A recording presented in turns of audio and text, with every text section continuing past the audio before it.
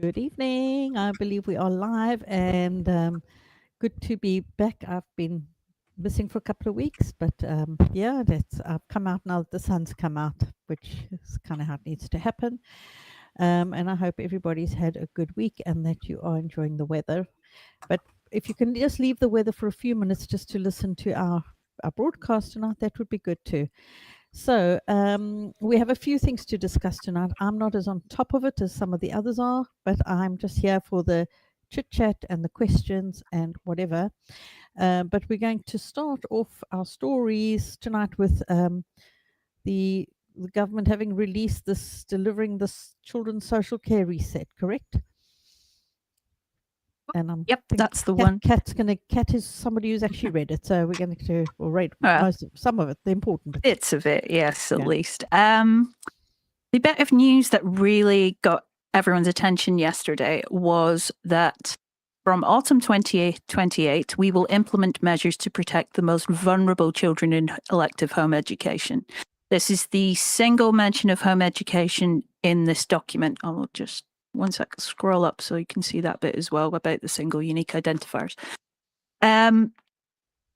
This does not guarantee that we won't get consultation and guidance before then. If you remember back to what was said in Parliament while the bill was going through, they're going to run trials of deregistration meetings, and that's going to take time to implement. So it could be autumn 2028 is when they expect the national rollout of those meetings. It's still further along than we expected, but it doesn't necessarily mean that that's the date they're aiming for new guidance. Yeah. In this document, we'll have this linked on Substack on Monday morning. We've got, you have to excuse my son there. Yes, Sid? We've got the annexes, which actually give a full list of the primary legislation, secondary legislation. I cannot scroll fast enough to get this because there's a lot. Indicative dates of guidance. And if I remember rightly, the last one is when to expect some consultations. Home education isn't mentioned there at all. And in fact, children missing education and children not in school are not mentioned in this document at all. Do you think that's going to be a separate document? I think they might just surprise us with it again. You know how they like to do that. Give us no notice. Sneak, yeah. So it's a wait and see still. We have this date for this part, and it's up to the DFE still. Write to your MP, ask them when we can get this consultation, when they expect the guidance to be, basically, so we can get eyes on it. I know that Fiona Nicholson has been saying that it looks like only in 2 years' time, but you're saying the jury's still out. We can't take that as a given from what they've said. Yeah, I would say, I mean, it's really vague. It's not telling us everything we need to know. Yeah. And we obviously still have to keep an eye on everything then that's coming out, and hopefully we can trust our eagle eye Kat, who's always looking out for these things coming out. Well, if they do surprise us, I will let you know. And that's normally within less than an hour. Anything is what you're saying. Yeah. To be honest, I don't trust anything that's said. So yeah, it's we need to be aware. Okay, is there anything else about that, Kat? No, I mean, it's worth having a read through if this is your sort of thing, and if it's got things in it that are related to you and your family. But other than that, that's everything for today, I think. Okay, I would like to make a comment on it. I mean, the whole thing. So we were supposed to get joined up thinking. They were supposed to talk about how different pieces of legislation would interact with others and affect different departments. The children's social care comes under the Department for Education. They sit in the same building. This doesn't have links to all the other changes that are going on. So we've ended up so that one of their common comments was, oh well, they're siloing education from children's social care. Well, they're continuing to do it. Just saying, there is no joined up thinking whatsoever, and they've not thought about how one thing affects another at all. Yeah, Oh, I do have one more thing, actually. Yes. If you look at the dates given for consultations and when they expect legislation to be laid and for guidance to be published, it's a much shorter timeline than we had before. They're autumn. The impression I get 2026. from reading that is that it will be within weeks, not months. Which I think they may find themselves coming across problems with statutory deadlines, to be honest, because I think they probably wrote this document several months ago and have waited until the Act was received royal assent and the new session of Parliament came in. And I suspect they have not updated the timetable in the way that they should have done because of the delays with the Act.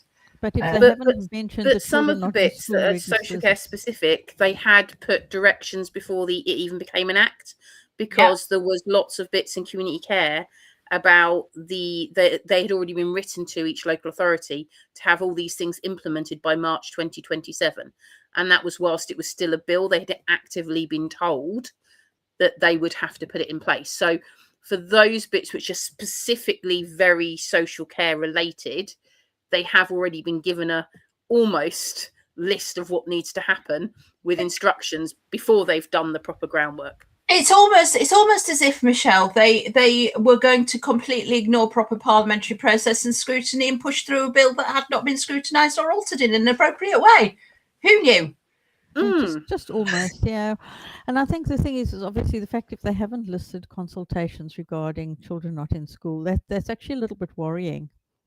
Because I'm not sure it is, because this is a social care document. Okay, so you think it might so be, it doesn't necessarily cover the education part. Yes, but yet they mentioned that other bit. They mentioned that other bit about protecting the vulnerable children. So So the problem is, Kat, that when you have a CME child, quite often that if the child is not CME because of the local authorities' inaction, usually their inaction rather than their action, but is CME because of the parents' action, they are also suffering from educational neglect, which comes under the auspices of children's social care. And that's why it's worrying that they haven't put some things in here that relate to those things.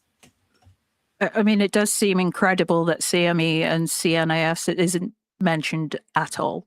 But again, if they're trying to silo it so they don't tell us in advance, I can understand. Okay, well, thanks for that, Kat. So obviously, if you've got time, go and have a look at that. And Kat will let us know if there's anything else we need to be aware of.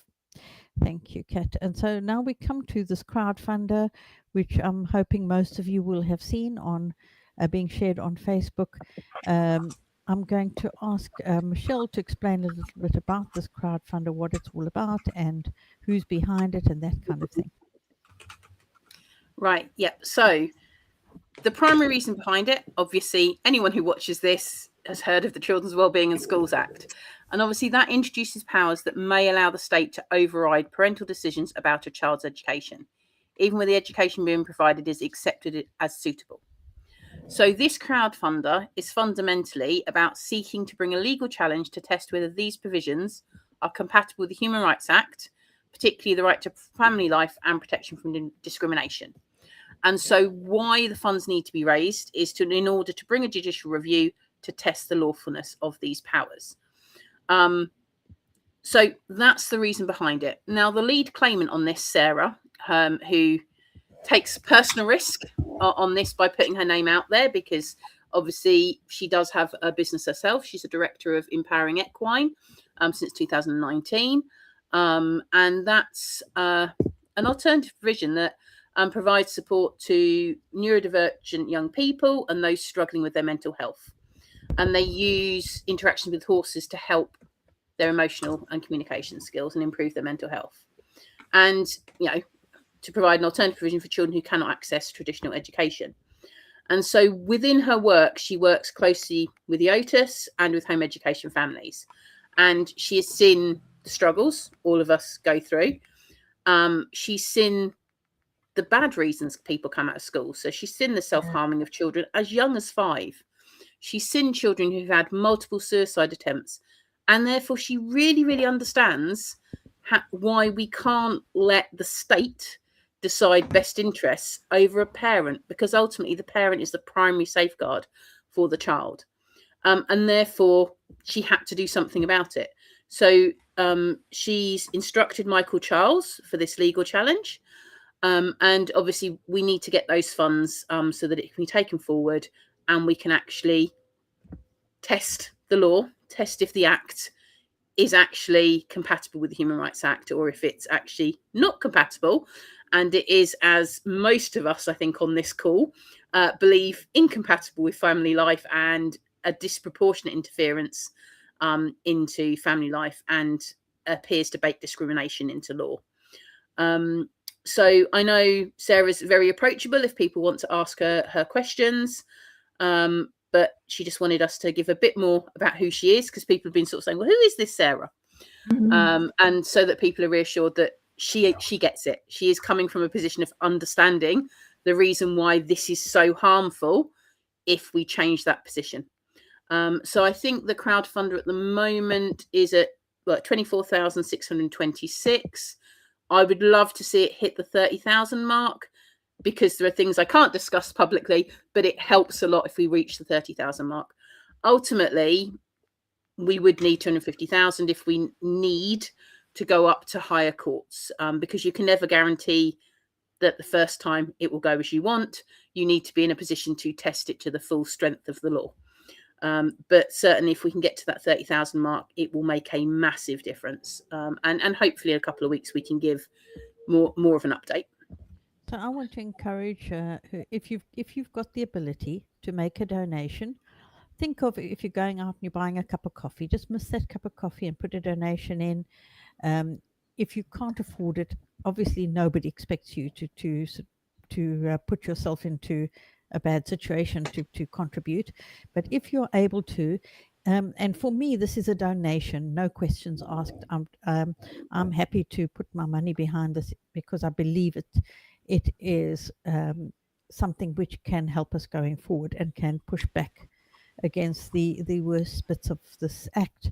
So please encourage you just to share with your families and share with your groups, and encourage others to contribute so that we can reach that 30,000. We're a good sized community, we really are. And if everyone in this community gave £1, we would be absolutely fine. And unfortunately, Crowd Justice minimum donation is £5. Yeah, that is. But yes, but if you can do that £5, that would be amazing, and certainly across our own community. And if you numbers. can only do £1, find 4 other people that can only give £1 and give it together. Perfect. I think let's get creative. Let's get behind this, because we all stand to lose through this, the impact of this bill, or this Act, I should say. So please do share it and contribute if you can. Great, thank you. Then we have some written answers in Parliament. Alison, do you want to cover this? Yeah, certainly. Again, people, we've got quite a few MPs who just keep banging on about the fact that we don't have access to GCSEs. As has been mentioned before, the government have made GCSE English and Maths a passport to the rest of your life. But at the same time have reduced the number of exam centres available to home educators and not controlled the cost of accessing them, or introduced a way of home educating families accessing GCSEs. So they've created an artificial barrier at the same time as creating an artificial hurdle for us to cross. So, it's just more of the bad blood, really. They're just absolutely determined not to do anything for us. Do bear in mind as well, and I keep banging on about this, reminding people, 30% of any population, any group, any year that sits GCSE English or sits GCSE Maths The grades are set so that the bottom 30% of marks always fail the GCSE. That is the way it works. So you basically have to walk up over other people's heads in order to pass your GCSE. That said, you know, a bit of access to some GCSEs would be great. There are a couple of local authorities who do give access to GCSEs. I'm thinking of Hampshire in particular, and good for them. Absolutely brilliant. But you know, they're asking us to do all this work for them and fill in their forms and report more regularly, and they're giving absolutely nothing in return. There was no advantage, there were no carrots, there was no gift to home educators in the Act. There are no things that will improve our lives. I think in the past it used to be, well, I don't want them to offer me exams because then there will be strings attached. Well, they've attached the strings without any benefit, and I think this is what we're saying, is if they are going to make there is a benefit for them. There is a merit to them providing it, particularly if they want to know where children are at, because if they offer this through your local authority, then they will know where your children are at, and they will also be able to see how children are performing. But where this also just really makes me actually angry is that how many of these families have not children out just for the fun of it, just because they woke up and on a whim one day decided, oh, hey ho, I'm going to home educate. How many families, it's been an absolutely desperate situation, and it's kind of a slap in the face that they can't actually even get this one little bit of support, to access exams, because some of these children are coming out at age sort of 14, 15, and with nothing. They're dropped into a vacuum. And parents are having to struggle to find the money to pay some of these exam centers, because it costs. If for someone to run an exam center, it costs, unless you're getting it subsidized. There's a cost. So we shoulder that cost, and so it really is unfair. It is discriminatory. So here we have again the same callous approach. You're tough because your choice tough. We're not with you. So nothing has changed there. But just think about, if you are going to contact, just perhaps put some of these points to them that we've raised this evening.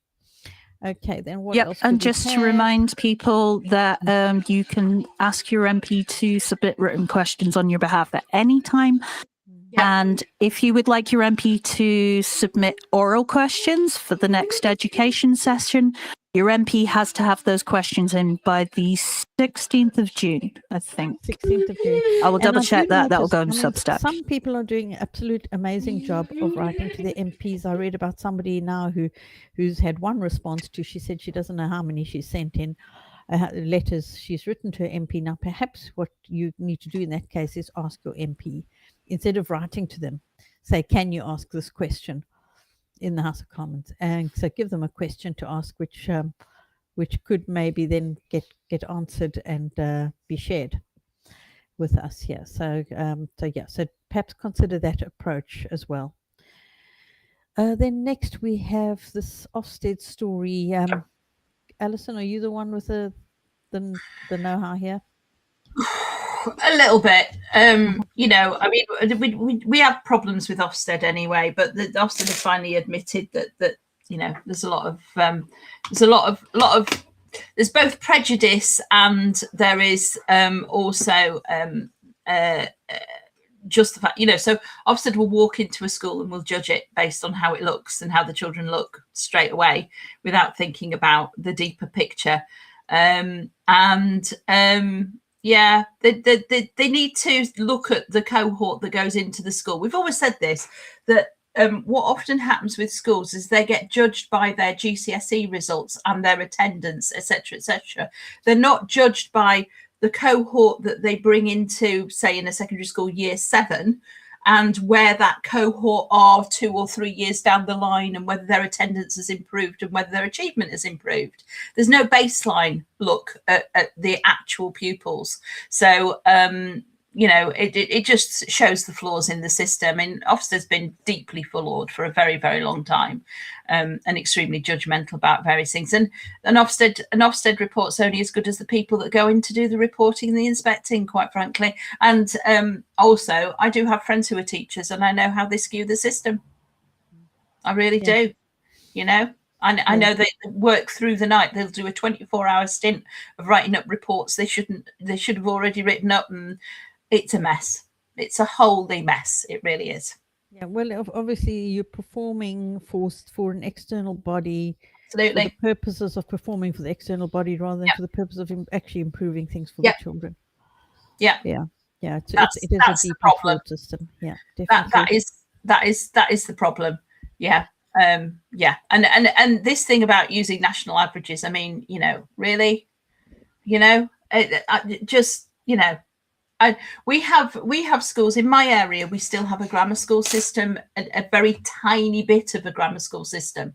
So I have 3 grammar schools here that children can attend, that live here, and they basically suck all the academic children out of the mix. And I am no socialist. I don't believe that all children of all abilities should attend the same school. I don't think that at all. I think your horses for courses, you need the right education establishment for the right child. And my child went to grammar school too. But that means that what's left goes to the other schools. And so, of course, the other schools end up with a lower than average achievement. But that isn't taken into account. And this is the kind of thing that it's the criticism of the system here. Yeah. Yeah. Okay, well, thanks for that insight.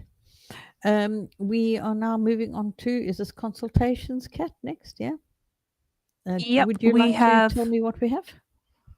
We have 2 consultations closing within the next week. The one most people know about, or you should know about, keep bleating on about it, is the Growing Up in an Online World consultation, otherwise known as the Social Media for Children and Young People consultation. That one closes 26th of May. Yeah. Yep. And they very recently added the Welsh translation with less than a week to go. But okay, your thing. And the other one, I'm not sure I've spoken about this properly, but it's really quick. This would be the easiest call for evidence you've ever done if you want to take part.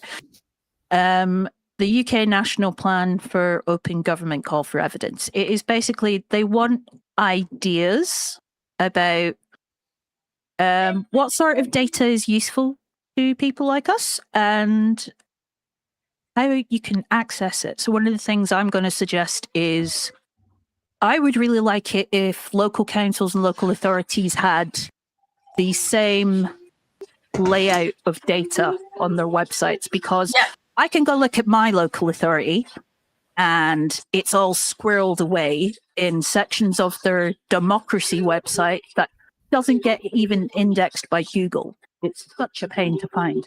And someone will ask me, oh, how can I go get that on my local authority? And I'm like, I'm really sorry. Everyone has a slightly different system. It's not all covered by the same committees or in the same places. It's not the same. I had an issue today where I'm very used to being able to go to my local authority website and get the form for applying for an EHCP as a parent to help the parents that I help in my day job. And I had a phone call from a lady in West Sussex. I could not find a form anywhere on West Sussex's website. There was you had to sort of email in the hope that somebody would take you seriously. There wasn't a form. So I find that kind of thing is really extraordinary. And I think, when we're talking about open government, what they're talking about is the information that they give us. But I do think that linked to that is the walls that they put in, like you say, the barriers to accessing services or information about the local authority that shouldn't be there. If it was truly open government, we would have that really easy access. There should be the education department should have sections on. There should be statutory requirements for various sections and what documents are available to download. I remember as well, one of the things that we have problems with in home education is getting the actual policy of the local authorities. So we've had sort of the guidance for parents, but the guidance for parents isn't necessarily the actual policy. And the policy is where you find all the naughty stuff that they're doing and how they intend to reduce home education by 30% and all of that kind of jazz. Those policies should be readily available, absolutely readily available. And that's what we're talking about, isn't it, Kat? Yeah. Yep, So, some of the so- it just depends. Well, like I said, this is a call for evidence. So it's what would you find useful? Also, what would reduce barriers to access? Because people don't get involved with their local politics or just even keeping an eye on it because it's that complex and it's out of the way and it's just not accessible to people. We have the local democracy reporting service, which will report on the BBC and maybe some of the local papers, but that's often after things have happened. Yeah. For committee meetings, for council meetings, there are actually sections where you, as a resident, can actually make a deputation to the council. You can go make a little speech about things. Yeah. Most people don't know that. And also, we don't know in advance when they're going to discuss home ed or local changes. I'll let Alison go. A little reminder for people, the way that local authorities are set up, there are two parts to a local authority. The person that you deal with, who's your home education officer, is an employee of the council. They work for the council. Over here, we've got the elected councillors, the people who you went to vote for the other Thursday, if your council had a vote. So those people that you vote in, the councillors, they are not the employees of the thing. So these people, the councillors, they have meetings that you can attend. All of the stuff that they do should be open access. You should be able to watch videos, read minutes, etc., attend meetings of those people. Those are the people who instruct the employees to do things. Okay, they're the people who are also supposed to scrutinize. They're supposed to keep an eye on how the employees of the local authority fulfill their obligations and duties in law, etc., etc., etc. So do remember that there are those two parts, and you can't blame one for the other unless it's unless they are linked in that way. So when we're talking about open government, we want to see policies, we want to see minutes, we want to be able to watch council meetings, we want to be able to attend council meetings, we want to be able to see the inner workings. We want goodness me, how many times have I tried to find the name of an officer? Who's in charge of children's social care in this local authority? No clue. Not on the website, for example. The simple stuff like that, so that you can write and make complaints, or you can write directly to a director, or you can see how the structure is within the local authority. Those are the kind of things we really need to be able to see in order that we can interact in a meaningful way with local authorities, who at the end of the day are civil servants, which means they're supposed to serve us, not the other way around. Yep, and it's not just local government you can submit ideas for. It could be national government. Basically, it should be really quick. You should just be able to jot down ideas and send it to them. Yeah. And if I remember rightly, there is a bit on there that they might get in contact with you to discuss it further. Yeah. But anyway, easy done. Great. Moving on. Thank you, Kat.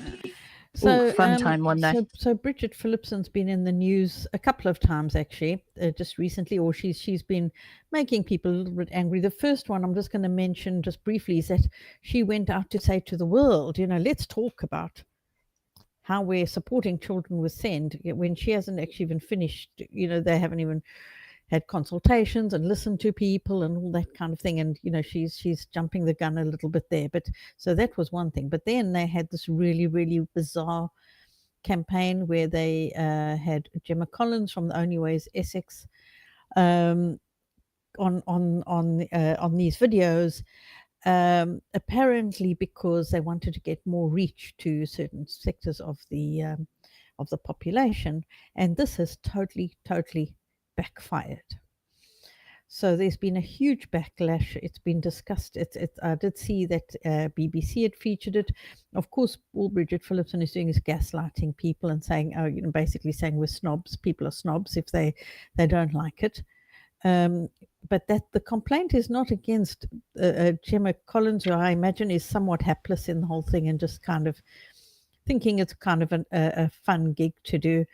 But it's the fact that you've got this £90 million PR budget that the Department for Education has, and it's spending it on this kind of thing to promote something that should be so good that you don't need to promote it. But clearly, it's it's not getting, the news isn't getting out because people are not actually interested in what's being peddled. So yeah, so we've had the National Education Union who've actually got an open letter you can go and sign.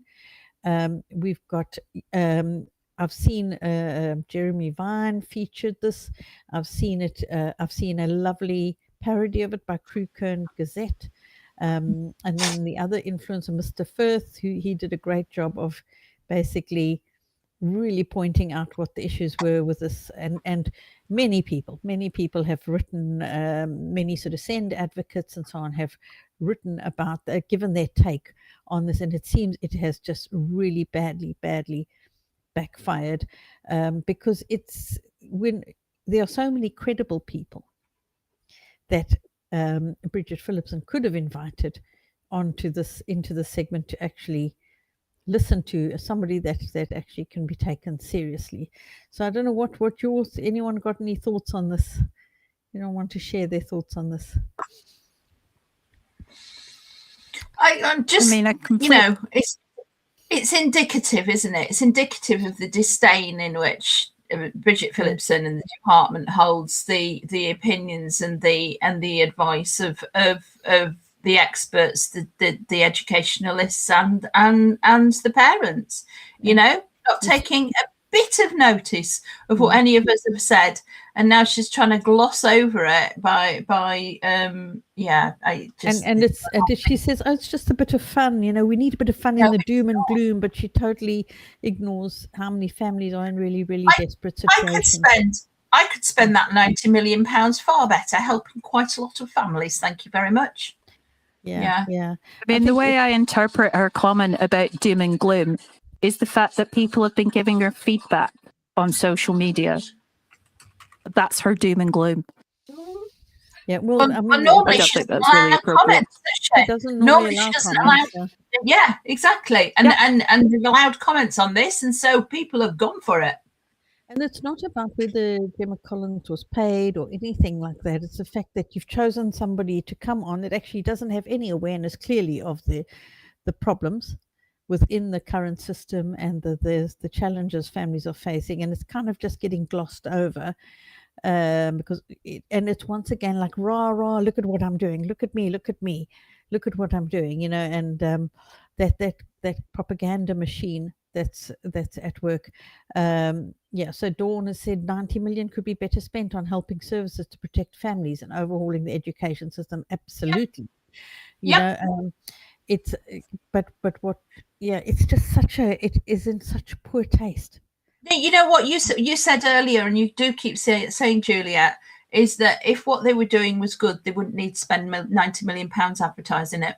Yeah, they're pushing it because it's trying to keep people voting for them really at this stage, because so many people are disenchanted, and I think this was just such a case of not reading the room, and there's been such a backlash. So that's been kind of interesting, and as I say, most of you have probably followed that, and the comment sections. Oh my goodness, go and read the comments. It's not gone are the days when everyone is supporting this kind of thing. People have had enough. They really have. Actually, that Mr. First segment, he said something about the comments, and said, don't go and read the comments, kind of thing, Anyway, so yeah, it's just once again this evidence that people are not being heard. It's being glossed over because the government is going to do what it's going to do regardless of what people say at the end of the day. So I wouldn't mind a King Kong moment in some ways, but anyway, as the Crew Kern Gazette parody had. But anyway, so that's it, isn't it? That everything? That's all I've got. I don't know if anyone has any questions there, Yeah, or if there's anything else we need to cover. Please feel free to post them in the chat, and we can have cover those. But yeah, it is frustrating, but well done to all of you that are still continuing to contact your MPs. Please don't give up, because the more hearts and minds we can change and we can influence, the more it will mitigate some of the worst aspects of this bill. And we're hearing good news. Every week we hear another Labour MP, for example, will start turning against the government. So keep at it, because we need to keep chipping away at it. Parliament's in recess next week, isn't it? So autumn 2028 is mentioned as a date. Is this the earliest? Well, it depends. Did you join us a bit late, Dawn? We did discuss this earlier, so perhaps you feel free to go back. I'm going to steal Michelle's phrase of the DFE love their Weasley words. Absolutely, but yeah, because I'll just recap it. This is a social care document, not a sort of general education document, and it could be that they're waiting until they've got all the trials they talk. No, don't worry about it, Dawn. It could be once they've got all the trials for the DREG meetings carried out and they've got the results of those, then that autumn 28 date is when they plan to roll it out nationally. So we could well see the guidance consultation and the do we have we do have secondary legislation coming, don't we? Well, it could be that we see the guidance enacted before that, and then they'll just make small edits to the guidance afterwards to roll out the home visits and the DREG meetings nationally. But we will keep an eye on it. We will let you know as soon as we know anything, and we don't trust the DFE. That's it. Exactly. But to be honest,